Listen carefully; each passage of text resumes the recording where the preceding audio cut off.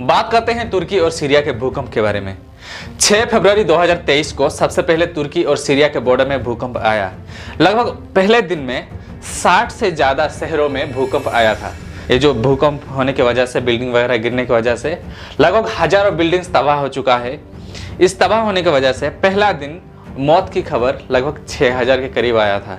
उसके बाद 8000, 15000, उसके बाद 20000, ऐसे करते करते आज भूकंप का 10 दिन पूरा हो चुका है तुर्की और सीरिया में, जिसके दौरान 50,000 से ज़्यादा लोगों की डेड बॉडी रिकवर किए जा चुके हैं और भी मौत की आंकड़ा बढ़ सकता है, ऐसे कहा जा रहा है तुर्की के मीडिया के तहत। इस भूकंप के दौरान तमाम रेस्क्यू टीम, दुनिया के बहुत सारे देशों के रेस्क्यू टीम तुर्की और सीरिया में रेस्क्यू कर रहे हैं, जिसके दौरान बहुत सारे मासूम लोगों की, मासूम बच्चों की जान बचा रहे हैं। तो इस वीडियो में बात करेंगे विस्तार से कि ये भूकंप कैसे हुआ और भी भूकंप आता कैसे है और तुर्की और सीरिया में भूकंप कितने जगह पे आया है और ये जो भूकंप की वजह से तुर्की में कितना नुकसान हुआ है, इस वीडियो में हम विस्तार से बात करेंगे। 6 फरवरी को सबसे पहले कहरामानमरास एक सिटी है तुर्की का, जहां पे सबसे बड़ा भूकंप आया। 7.8 मैग्नीट्यूड का जो पावर ऑफ मैग्नीट्यूड है वो वहाँ पे भूकंप आया था। और दूसरा गाजियान्टेप में, गाजियान्टेप उससे 300 किलोमीटर दूर में एक शहर जहाँ पे भूकंप आया है, गाजियान्टेप, वहाँ पे 7.7 मैग्नीट्यूड भूकंप आया था। दोनों भूकंप इतना ज़्यादा झटका आया था जो 500 एटम बम के बराबर, अगर 500 एटम बम एक जगह पे गिरा दो, जितना तबाह होगा उतना ही तबाह हुआ है गाजियान्टेप और कहरामानमरास में। ये दोनों इलाके, ये दोनों शहर लगभग 300 किलोमीटर दूरी पे, जो एक तरफ सीरिया बसता है और दूसरी तरफ तुर्की बसता है।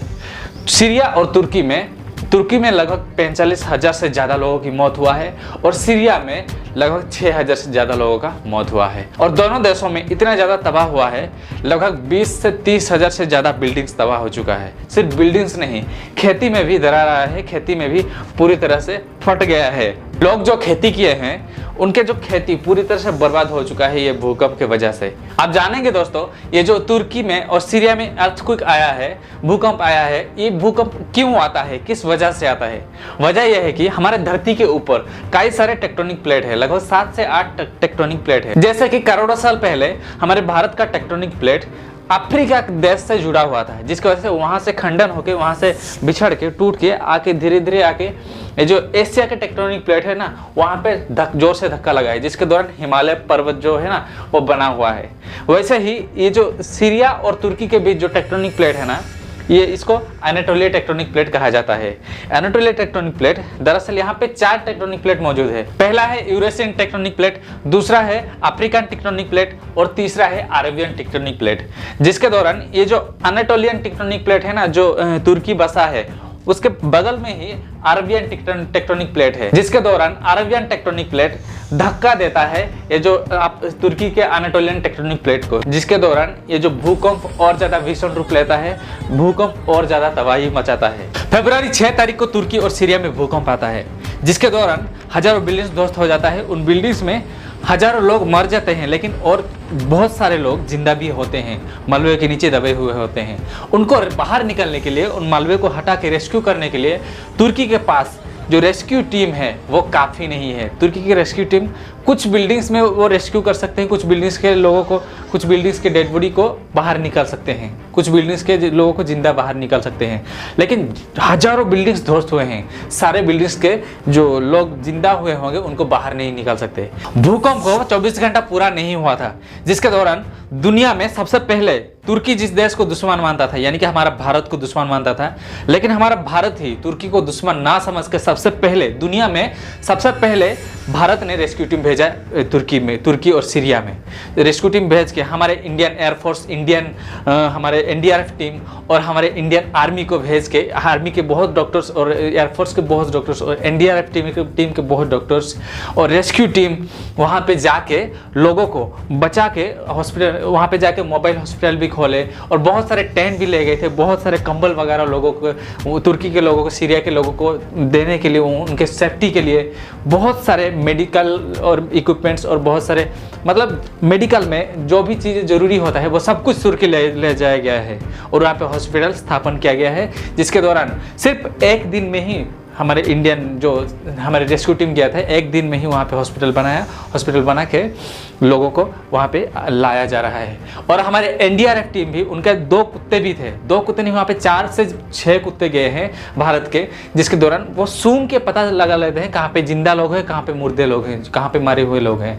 जिसके दौरान मान लो यहाँ पे कुत्ता सूंघ लेता है, वो दौड़ के जाता है, वहाँ पे अगर खुदाई किया जा रहा है, मलबे को हटाया जा रहा है, वहाँ पे जिंदा लोग निकल रहे हैं, छोटे छोटे बच्चों को निकाला जा रहा है जिंदा। मलबे के नीचे दबे हुए छोटे छोटे बच्चे 24 घंटा, 48 घंटा, 222 घंटा तक उसके नीचे दबे हुए हैं और जिंदा हैं वो।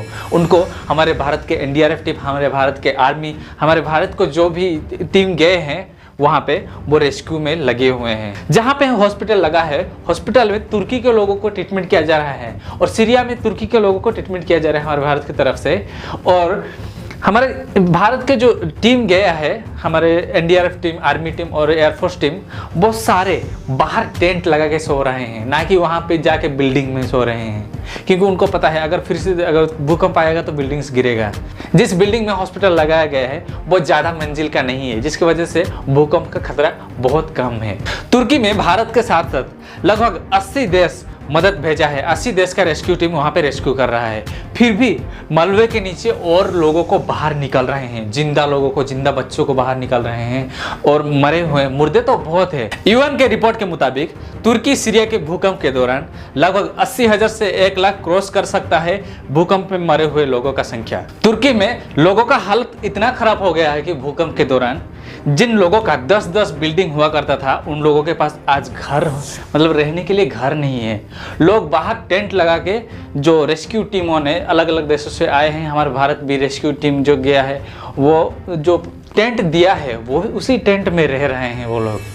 जिसकी वजह से तुर्की के लोग कह रहे हैं हमें यहाँ से ले जाइए आपके देश, हम आपके घर में नौकर रहेंगे, हम आपके अब जो भी कहेंगे हम आपके साथ, मतलब आप वो काम करने के लिए तैयार हैं, लेकिन हमें इस तुर्की से बाहर निकालिए। तुर्की के लोग ऐसे बोल रहे हैं। आप लोग ये जो तस्वीरें देख रहे हैं, ये तस्वीरें उन छोटे छोटे बच्चों का है जो 48 घंटा, 20 घंटा, 2 दिन तक मलबे के अंदर दबे हुए थे और अभी इनको रेस्क्यू करके बाहर निकाला जा रहा है।